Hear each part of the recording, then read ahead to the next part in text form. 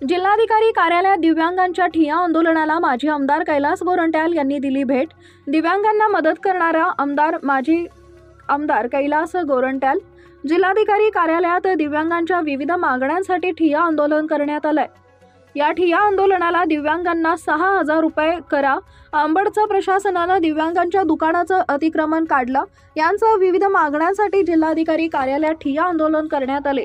या ठिय्या आंदोलनाला काँग्रेसचे माजी आमदार कैलास गोरंट्याल यांनी भेट दिली असून आज दिनांक 9 डिसेंबर रोजी दुपारी 4 वाजेच्या दरम्यान माजी आमदार कैलास गोरंट्याल म्हणाले दिव्यांगांना मदत करणार असून पूर्ण माहिती घेणार असल्याची माहिती माजी आमदार कैलास गोरंट्याल यांनी दिली आहे। हे बघा, मी जस्ट आता मी तर आलो होतो या शेतकरी लोकांसोबत, पण मला भेटले त्यांचं 2-3 मागणी आहे की त्यांची 6,000 पर्यंत त्यांना मदत पाहिजे, कारण घराच्या लोक त्यांना काही बघत नाही। दुसरा, त्यांनी काही पैसे गोळा करून स्टॉल उभा केला, तेही गव्हर्नमेंटने पाडलं आणि त्यांचे जे मागण्या ते मला दिलेले आहेत। ठीक आहे, आता मला त्यांचं पूर्ण मी जोपर्यंत माहिती होत नाही किंवा जोपर्यंत मी स्टडी करत नाही, मग त्यांना आश्वासन दिलं की मी तुम्हालाही मदत करेल आणि त्यांचा ते जे मेमोरंडम दिला आहे त्याची कॉपी मला आता देणार आहे, त्यांच्याकडे कॉपी नाही, ते घेऊन मग त्यांनाही मदत करणार।